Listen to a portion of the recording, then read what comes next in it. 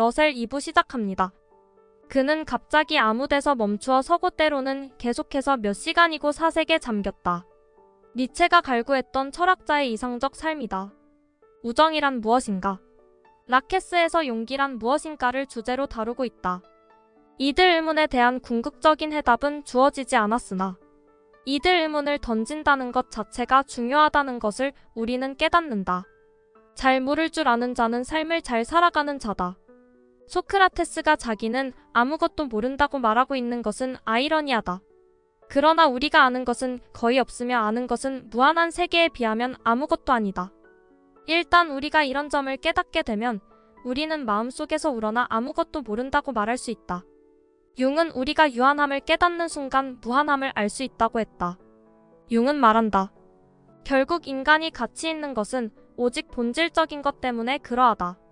우리가 그것을 갖지 않는다면 인생은 헛된 것이다. 또한 다른 사람과의 관계에서도 무한한 것이 그 관계 속에 나타나느냐 그렇지 않느냐가 결정적인 것이다. 내가 극단적으로 제약을 당할 때 비로소 무한한 것을 느끼는 단계에 이르게 된다. 인간에게 가장 큰 제약은 자기 자신이다. 그것은 나는 다만 그것에 불과하다. 는 체험 가운데 나타난다. 내가 자기 자신 안에서 아주 좁게 제약되어 있다는 의식만이 무의식의 무한성에 접속될 수 있다. 이러한 의식성에서 나는 나를 유한하면서도 영원하며 이것이면서도 저것으로서 경험한다.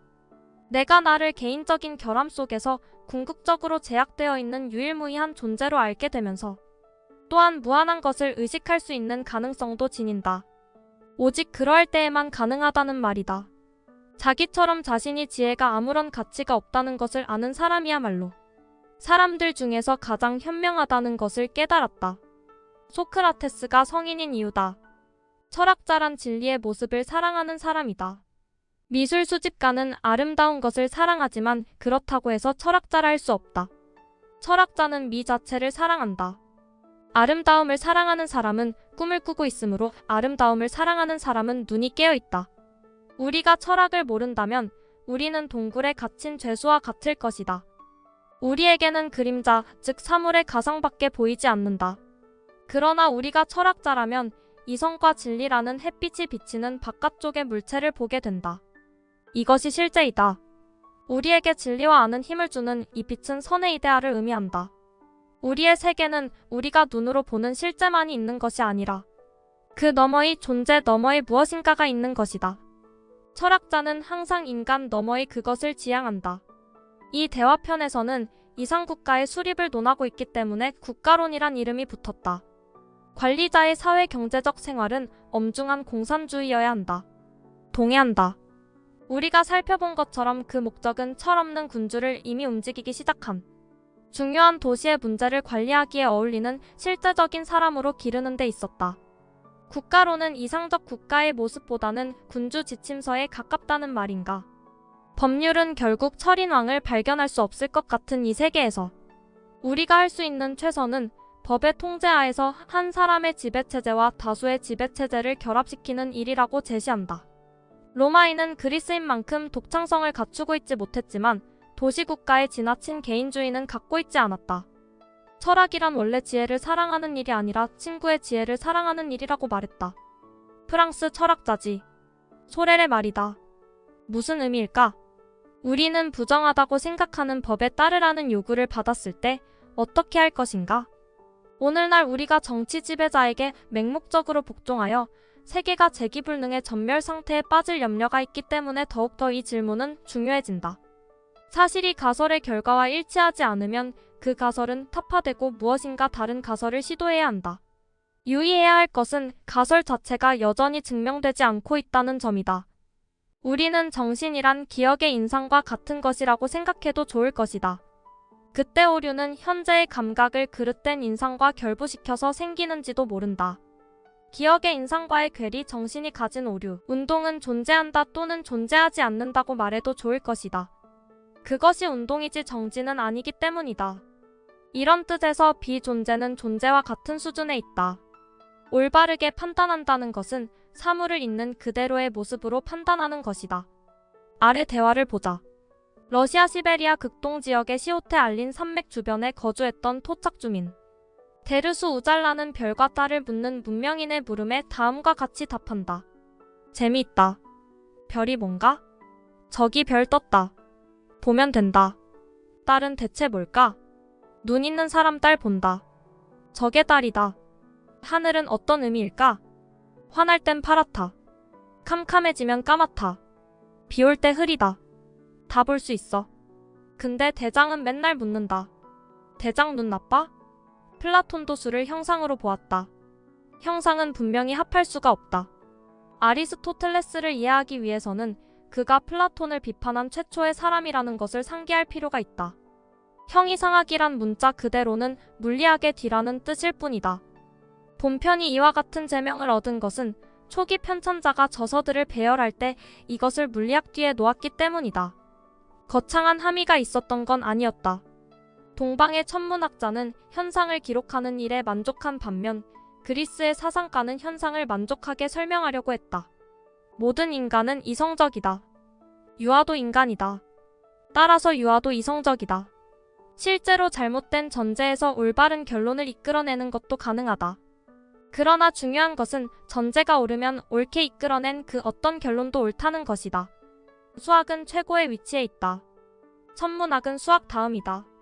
천문학이 관찰하는 운동을 밝히기 위해서는 수학이 필요하기 때문이다. 가능성과 한목적성이 균형을 이룬다는 것은 분명해진다. 생물학자는 어떻게 해서 하나의 씨가 식물이나 동물로 성장하는지의 의문에 직면해 있다. 아리스토텔레스의 용어를 빌리자면 도토리는 도토리 나무가 될 가능성이 있으며 도토리를 하나의 나무로 변하게 하는 것은 자기 실현의 경향일 것이다.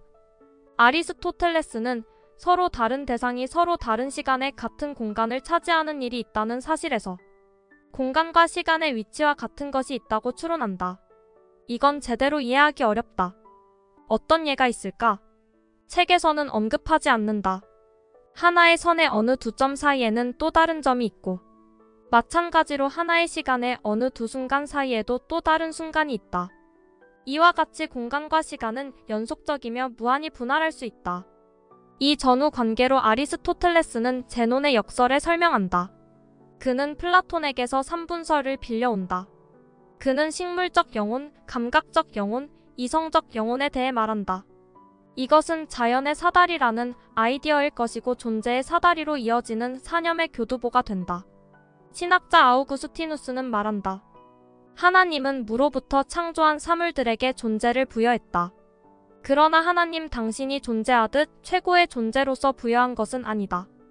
어떤 사물에게는 더 큰 존재를 부여하고 어떤 사물에게는 더 작은 존재를 부여했다.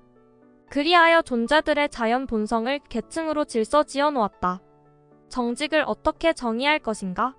우리는 정직이라는 것이 새빨간 거짓말을 하는 것과 쓸데없는 거짓말을 하는 것의 중간이라고 말할 수는 없는 법이다.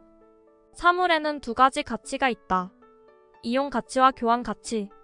아리스토텔레스는 토지를 개인의 소유로 정하기는 하지만 거기에서 산출되는 것은 모든 사람들의 소유로 할 것을 권하고 있다. 사회주의적 발상은 인류의 가장 보편적이고 원형적인 근본 정신일지 모른다. 여러 가지 형태의 정치체제를 오랫동안 개관한 후 아리스토텔레스는 최상의 정체란 부가 너무 많지도 않고 너무 없지도 않아야 한다는 결론에 이른다. 이와 같이 우세한 중류 계급을 갖는 국가가 가장 좋으며 가장 안정되어 있다. 어느 정도를 넘어선 부는 인간에게 독이 되고 무지막지한 가난은 인간에게서 기품을 앗아간다. 기원전 4세기 말경 수학 활동의 중심은 알렉산드리아로 옮아간다. 이 도시는 기원전 332년 알렉산드로스가 건설한 것인데 급속히 지중해 연안의 주된 상업도시 가운데 하나가 되었다. 알렉산드리아는 동방국들에 대한 문호 역할을 했기 때문에 서방과 바빌로니아 및 페르시아에서 문화를 들여오는 접촉점이 되었다. 대규모의 유대인 사회가 이룩되자 알렉산드리아는 급속도로 헬레니즘화되었다. 역대 제국의 모습은 모든 변방들을 포괄하고 안아주는 다양성의 포용력에 달려 있었다. 아르키메데스는 시라쿠사 사람. 제3장 헬레니즘. 기원전 334년부터 324년까지 불과 10년 동안 페르시아 제국은 마케도니아의 젊은 정복자의 손에 넘어갔다. 과학적 연구의 중심지는 아테네에서 알렉산드리아로 옮겨졌다. 알렉산드리아는 알렉산더 대왕의 새로운 도시 중에서 가장 빛나는 도시이면서 전 세계의 학자와 저술가가 만나는 곳이었기 때문이다. 어가 비인 경우에 비는 어가 아니므로 이 진술은 틀릴 수밖에 없다. 카를 융은 이와 같은 등가 개념에 대해 다음과 같은 말을 한 적이 있다. 소크라테스와 비슷한 사유다. 그런데도 그 중에서도 나를 가장 격앙시켰던 것은 어는 비는 시이면 어와 시가 같게 된다는 그런 공식이었다. 확정된 정의에 의한다면 어는 비와 다른 것을 가리킴으로 별개의 것이며 비와 똑같이 취급될 수 없는 것이었다. 시 역시 말할 필요도 없었다. 등식을 다루는 경우에는 어는 비는 비 등으로 말해지는 것인데 어와 비는 같다는 즉각 거짓말이나 속임수로밖에 여겨지지 않았다. 디오게네스 햇볕이 가리지 않게 거기서 물러나 주시오. 알렉산더 내가 알렉산더가 아니었다면 디오게네스가 되었을 것이다. 기회가 사라졌다고 해도 불평하지 않고 즐길 때는 즐기지만 운명의 장난은 냉소적으로 받아들인다. 이 가르침이 이와 같이 발전해서 시니컬이라는 말이 저 불명예스러운 의미를 띠게 된 것이다. 에피쿠로스에게 최선의 선은 쾌락이었다. 이것이 없으면 선한 삶은 불가능하다. 문제의 쾌락에는 정신적 쾌락은 물론 육체적 쾌락도 들어간다. 정신적 쾌락은 육체적 쾌락을 관조하는 것이다. 영혼도 일종의 특별한 물질이며 그 분자는 육체의 구성원자와 섞여 있었다. 감각이란 대상에서 나온 것이 영혼의 원자와 서로 충돌한 것이라고 설명되고 있다.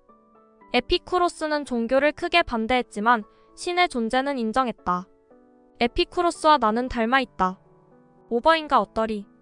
세네카는 기원전 4년 무렵의 태생으로 로마에서 사는 에스파냐계의 부유한 집안 사람이었다. 그리스는 세계의 지적작업장이었으나 자유-독립 국가로서는 살아남지 못했다.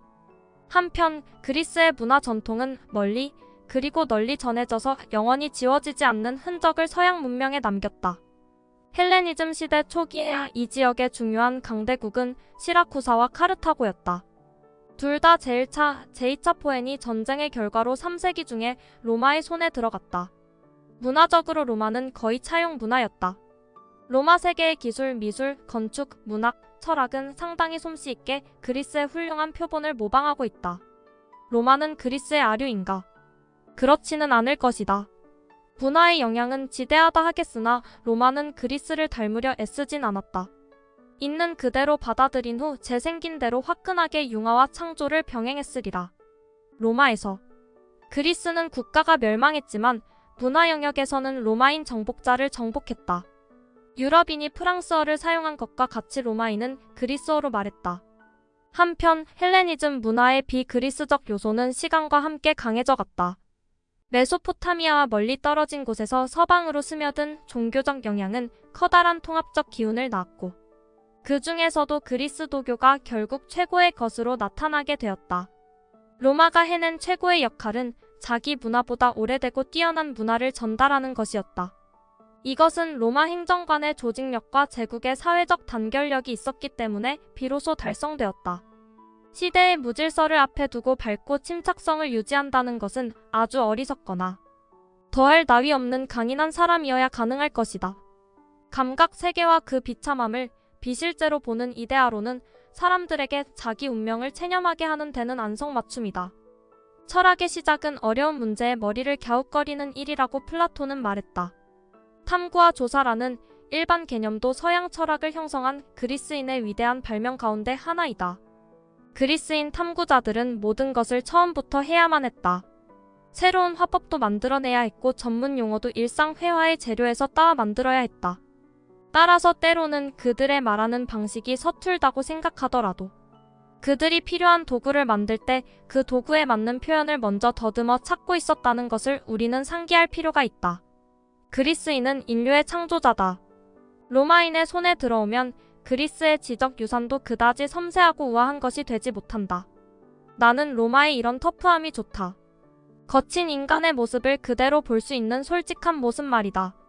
제4장 초기 그리스도교. 서방을 지배하게 된 그리스도교는 그리스와 동방의 종교가 섞인 혼합 종교를 어느 정도 포함한 유대에서 나온 것이다. 서양의 고유라고 생각하지만 어찌 보면 종교든 생활 양식이든 서양만의 것, 동양만의 것은 없다. 그는 질투하는 신이어서 자기 동족이 자기 이외의 신들을 받드는 것을 허락하지 않았다. 그들은 단호히 자기들의 신 이외는 인정하려 하지 않았다. 황제의 것은 황제에게, 신의 것은 신에게 바치라는 예수의 조언은 유대인의 이런 고집의 전형적인 한 예이다. 언뜻 보면 타협처럼 보이지만 이것은 신과 황제의 동일성을 인정하기를 거부하는 것이다. 그리스도교는 유대인들이 고대의 예언자가 알려준 메시아를 인정하지 않았으니 틀림없이 그들은 사악하다고 주장했다. 콘스탄티누스 황제 때부터 유대교 배척주의는 그리스도교적 열정의 훌륭한 형태가 되었다. 마르크스주의자는 제도적인 그리스도교에 동의하지 않고 종교를 사람들의 아편이라 하며 신의 가면으로 인민들의 착취를 정당화시킨다는 것, 종교개혁에 이르기까지의 가톨릭교의 신학적 뼈대는 거의 아우구스티누스가 만들었고 개혁된 종교의 지도 원리도 그가 만들었다. 루터 자신도 아우구스티누스파의 수도 사제였다. 그리스도교에서 아우구스티누스의 지분은 막대하다. 암브로시우스는 펜을 들었다. 황제는 신을 섬길 의무가 있으며 그것은 시민이 병사로서 황제를 섬길 의무가 있는 것과 전혀 다를 바가 없다는 것을 새3 황제에게 상기시키려고 했다. 넌지시하는 말이었지만 이것은 신의 것은 신에게, 황제의 것은 황제에게 돌려주라는 예수의 요망보다도 훨씬 강한 것이었다. 아우구스티누스는 구약 성서의 창조주를 채택하고 있지만 이것은 이 세상 바깥쪽에 있는 신이다. 이 신은 시간을 초월한 영혼으로 인과율도 역사적 발전도 필요로 하지 않는다. 신은 세계를 창조했을 때 세계와 함께 시간도 창조했다. 우리는 그 이전에 무엇이 있었는지 물을 수 없다. 이와 같이 물을 수 있는 시간이 없기 때문이다. 신의 시간을 인간의 시간과 구별하여 철학자 김용규는 이렇게 말한다. 우리의 마음이 물리적 시간을 살 때 삶은 사라진 과거 때문에 허무하고 사라지고 말 현재 때문에 무의미하며 옳지 안 옳지 모르는 미래 때문에 불안합니다. 그래서 존재물에 집착하게 되고 세속적이 되지요. 철학적인 문제 하나를 이해하기 위해서 철학사를 연구할 필요가 있는가? 한 시대의 철학을 이해하기 위해서 이 시대의 역사를 어느 정도 알아야 하는가? 사회적 전통과 철학적 전통에는 그 어떤 상호작용이 있다. 철학사를 보는 관점은 대부분의 의문이 이전에 제기되었고 이에 대해 과거에 현명한 해답이 제시되었다는 것을 인식하는 데 있다.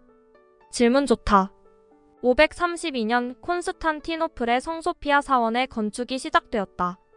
그것은 1453년 콘스탄티노플이 터키인의 손에 들어갈 때까지 비잔틴 교회의 중심이었다. 나는 보았다. 우리는 중세 철학에 중요한 영향을 미치게 되는 새로운 사실 두 가지를 언급해야겠다. 첫째는 서쪽에 수도원 제도가 생겼다는 것이고 둘째는 로마 교황권의 권력과 권위가 중대했다는 것이다. 제사장 스콜라 철학. 역사를 분할해서 일정한 구획으로 끼워 넣으려는 시도는 매우 인위적이다. 이와 같은 구분에는 별로 의존할 것이 못 된다. 기껏해야 그것은 그 시대에 우세했던 전체적인 특징을 몇 가지 가르쳐주는 정도이다. 묶어서 흐리게 하고 개별성과 특수성을 묻어버린다. 역사가 역사이지 못하게 한다. 유럽이 전체적으로 쇠퇴해가고 있었을 때 아일랜드의 문화는 번창했다. 제임스 조이스의 조국이다. 신은 무에서 사물을 만들어내며 모든 인식을 초월한다. 따라서 신은 그 어떤 사물도 아닌 신 자신이라는 것이다. 이와 같이 요하네스는 특수하게 물적 존재를 인정하는 아리스토텔레스의 견해에 반대했다. 아리스토텔레스의 철학은 유물론에 가깝다. 회교시대는 마호메트가 622년에 메카에서 메디나로 도망간 헤지라부터 계산된다. 632년에 그가 죽은 뒤 아라비아인의 정복은 불과 1세기 만에 세계를 일변시켰다. 성전이라 불리는 어처구니 없는 전쟁이 시작되는데 문명 충돌의 계기를 제공한다. 그러나 그들은 그리스도교의 성전보다는 인도적이었다. 마호메트가 선언한 새로운 종교는 몇 가지 점에서 신약 성서에 첨가된 신비주의를 떨쳐버린 채 구약 성서의 엄격한 일신교로 돌아갔다. 정복은 거의 종교적 의무에 가까운 것이었다. 마호메트의 사위 아리가 661년에 죽은 이후의 신자는 수니파와 시아파로 나뉘었다. 시아파는 아리의 충성을 바치는 소수파로 우마이야 가문 사람은 한 사람도 받으려고 하지 않았다. 페르시아인은 이 소수파에 속하며 그들의 영향력에 의해 왕조도 아바스 왕조에 밀려 대체되고 이 왕조가 수도를 다마스쿠스에서 바그다드로 옮겼다. 13세기 내내 몽고가 침입해왔는데도 높은 예술 수준을 유지했다. 바르바로스인은 이방인의 언어를 비하한 표현이다. 알렉산드로스는 이들을 품었다. 민족주의 국가주의의 황폐함과 인본주의의 풍요로움을 본다. 알렉산드로스는 그리하여 역사가 키웠다. 그러나 오늘날에도 이런 민족과 국가를 맹신하는 사람들이 많이 있다. 그의 스승이 이방인과 가까이 하고 있는 그를 꾸짖자 그는 말한다. 알렉산드로스는 이 문제에 대해서는 단호하게 스승의 의견에 저항했다. 그는 우리가 그리스인이거나 바르바로스인 것은 절대 천성적으로 그런 것이 아니라고 확고하게 믿는다. 이 문제에 있어서 출생과 혈연은 전혀 중요하지 않다. 다만 문화에 의해서 그렇게 되는 것이라고 생각했다. 바꿔 말하면 기원전 5세기 말엽에서 4세기로 이어지는 무렵에 태동한 민족주의 이전 시대에 인본주의를 자양분 삼아 성장한 세대였다. 그리스인 이야기 중에서 13세기는 아리스토텔레스가 개가를 올린 세기였다. 토마스 아퀴나스는 가톨릭의 가르침을 아리스토텔레스 철학 위에 확립하려고 했다. 신에서 시작해서 이데아를 지나 제일 아래의 특수 존재에 이르기까지 여러 계층 조직이 있을 것이다. 보편적 개념에서 특수적 개념으로 가는 존재의 사다리를 말하고 있다. 신앙은 합리적 지식을 추구하기 이전부터 필요한 것으로 보인다. 사람들은 추리할 수 있기 전부터 믿어야 한다. 이성의 진리는 자율적이지만 이것을 추구하는 것은 계시의 문제이기 때문이다. 286. 아퀴나스에게 신은 모든 존재의 원천이다. 유한한 사물은 단지 우연히 존재할 뿐이라고 말하고 있다. 그 존재는 필연적으로 존재하는 그 어떤 것에 직접 또는 간접으로 의존하며 이 어떤 것이 바로 신이다. 287. 그러나 아퀴나스가 말년에 집전하다 우연한 사건 이후 절필과 무건으로 일관한 것이 나는 상당히 의아하다. 그 계시적 상황이 무엇이었는지 궁금하다. 본질이란 전적으로 가능한 것이며 존재란 전적으로 현실적인 것이다. 여기까지 버트런트 러셀 2부 소개였습니다. 구독과 좋아요 알림 설정은 물음표에 대한 사랑입니다. 시청해주셔서 감사합니다.